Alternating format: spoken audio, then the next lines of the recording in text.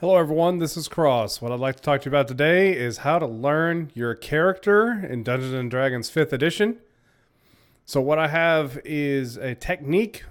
It's mainly geared towards brand new players, newer players.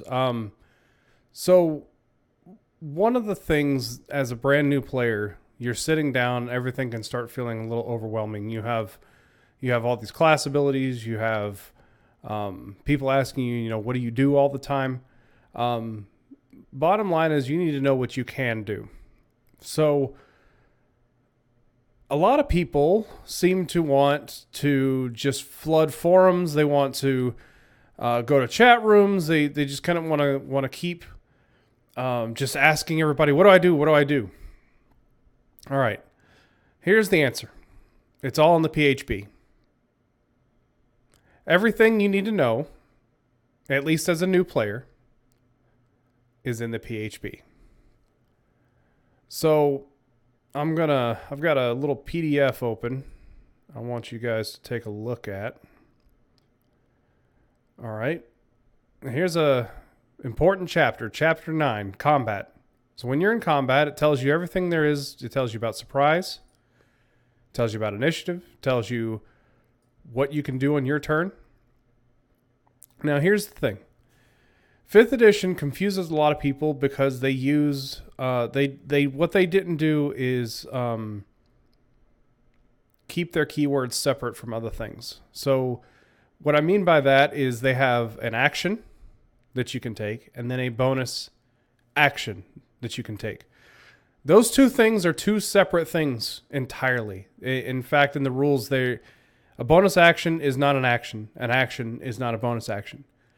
The problem and what confuses a lot of players is the word action is in both of these things. And you think bonus action, oh, that's just another action. No, it's not. It's something else entirely. In fact, it should have been named something completely different to avoid this confusion, but that's not the point of the video. What the point of the video is teaching you what you can do. So it answers a lot of these questions about movement. It answers breaking up your movement. Can I move after I do this attack? A lot of that question came from, earlier edition players who are just used to ending their turn after they make their action. You can move, you can take your action, then you can't do anything else. But in this game, you can. You can move, make an action, make a bonus action, and then finish your movement. It tells you about if you have different speeds, about difficult terrain. Most importantly is this section, actions in combat. What do I do? Everything that you do is going to fall into these categories, regardless of how you flavor it. You can attack. You can cast a spell. You can dash. You can disengage. Now, this is important. If you're surrounded by enemies and you want to avoid opportunity attacks, any character can use their full action to disengage so that they don't provoke attacks of opportunity. A lot of people believe, and if you actually watch a lot of Critical Role, there is a large segment of time where they believe that Vax is the only one that can disengage. There is a shock and surprise, and keep in mind how long they were running the campaign. But there's shock and surprise when they realize, oh, I can't do it as a bonus action like Vax can. Rogues can do it as a bonus action. But I can still do it as an action. I can still, there's a monk ability that allows you to dodge as a bonus action. You could also dodge as an action. So this is kind of helpful things. Understanding what dodge does, disadvantage against, if we just read this, any attack roll made has disadvantage against you. And you make dexterity saving throws with advantage. Okay, fireball incoming. If you see some sort of thing that's making dexterity save, take that dodge action. You'll get advantage on your dexterity saving throw.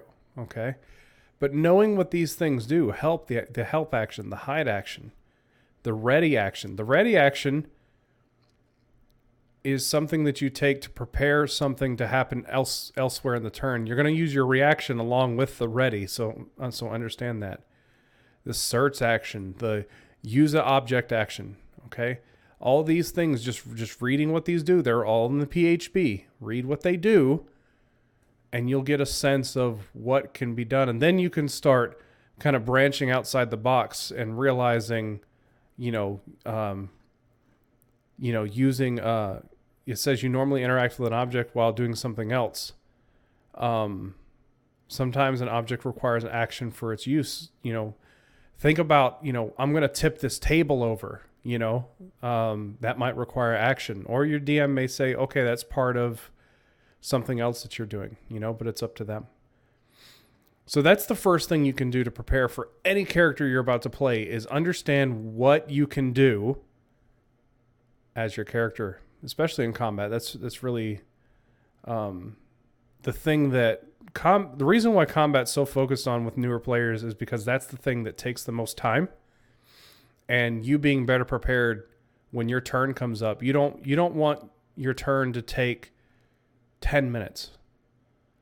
If you think about a 4-hour session, every time if your combat turn comes up 4 times and you taking 10 minutes a turn, that's hopefully an exaggeration, but you hear people talking about it.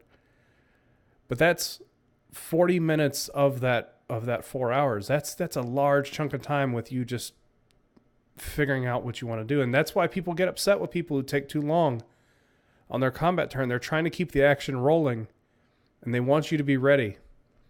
I'm going to explain to you how to be ready. Okay. You can print out all these things. You could print this page out of like a PDF or something, or just type up a list and say, these are the things I can do. Understand what these things can do and understand the limitations of them. So as a new player, first thing you need to do is go to chapter 9 and look at this stuff. Okay. The next thing you need to do is, once you've figured out whatever class that you are, there are these classes in the PHB. You need to become a master of that class.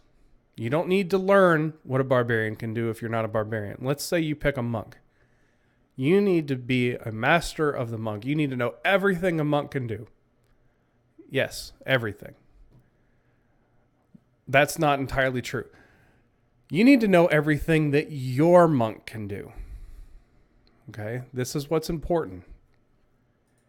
This is why starting at level 1 is important for newer players. You hear so many people, I want to start at level 3. I want to start at level 5. Okay? But starting at level 1 can help you understand your character as it progresses. People learn how to play. If you put a new player in a level 10 character, a level 5 character, a level 3 character, guess what? They're not going to know all the nuances that a normal person would playing that level 3 character had they played level 1, 2, and 3. They could learn it probably a little quicker,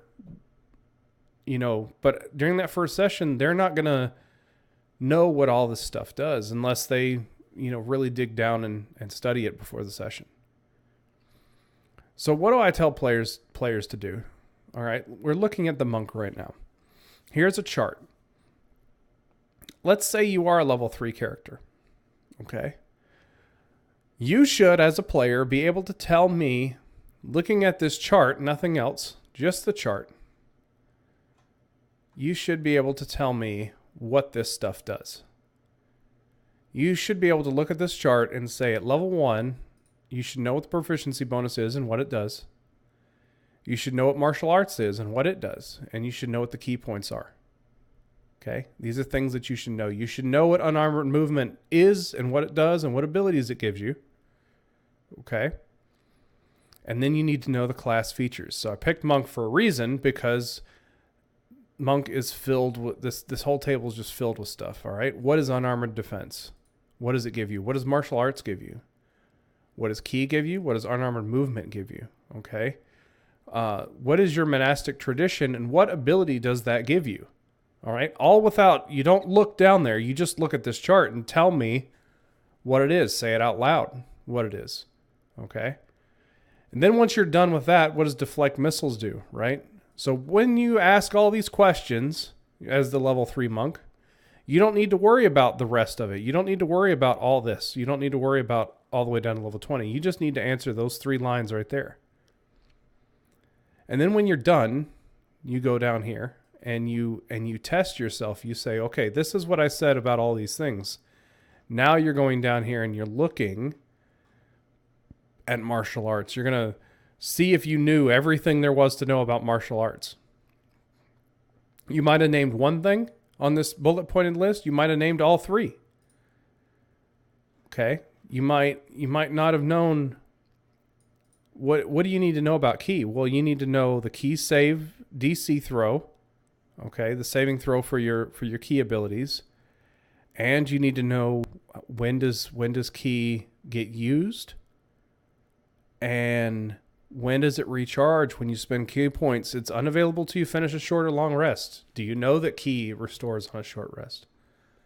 Right? Do you know that deflect missiles is D10 plus dexterity modifier plus monk level? That's a lot of numbers. You know, people might just think D10 plus dex. They might forget that it's monk level. So the next time, you know, you're like, oh, I forgot it was monk level. You know, or I could have forgotten that it takes a ki point to throw it back. You know, these are little details that keep you in the rules, keep you understanding what your character does. But why even go through this exercise? It's all in this book, right? The thing is when you're in combat and you want your turn to take less time, but you want to know everything in your toolbox as you're playing. You want to have these things fresh in your mind of the rules of what deflect missiles does and what gives you that plus 10 feet movement. Oh, I'm unarmored right now. I have 40 feet of movement, not 30. You want to know that your martial arts attack does D4. You want to know that you have these 3 ki points. You know, those can be marked in your character sheet, but is it marked in your character sheet that you have 2 or 3 ki points? Right? Because if you look at in your 3rd level and you go, oh, I have 3 ki points, not 2. Well, you're missing a ki point, right? So you could be playing a whole session 1 ki point down without realizing it unless you double check yourself. So we can look at another class. We can look at Rogue. The same process. All right. Expertise. Expertise getting double proficiency in 2 skills at level 1. Sneak attack. What allows you sneak attack? You get how many sneak attack dice? A D6. What does it take to get a sneak attack? You either need an ally next to you, next to the opponent within 5 feet, distracting him. Or you need advantage on the attack. Not both. One or the other. All right. Thieves' Cant, allowing you to speak in this pseudo language. It's not truly a language, but it allows you to communicate in this kind of in this backroom speak. Cunning action, dash, disengage, hide as a bonus action. Roguish archetype, you know, you can pick the assassin, you can pick the arcane trickster. Oh, there's several that you could pick. The thief, there's a couple others, the swashbuckler, you know, those sorts of abilities. Whatever you pick, though, you need to know what you got at level 3 for that. And here's something to keep of note too. Every odd level, your sneak attack dice goes up. Once you realize that pattern, you can remember as you're leveling up. Aha, I'm level 3, I get 2d6. Aha, I'm level 5, I get 3d6. And so on and so forth. You know, all the way up. You get every odd level. So that's sort of a nice little trick as a rogue, that every odd level you get that extra dice. Uncanny dodge. Uncanny dodge spends your reaction. You take half the damage of the attack. You know, is it melee or ranged? We don't know. Oh man, I can't remember. You know, but I will go look after I go through this exercise and double check myself. You know, and I think it's both, but you know, I'm a little unsure. These are the questions that you would ask yourself Oh, here's another expertise, another 2 skills. Any skill? No, a skill that you're proficient in, right?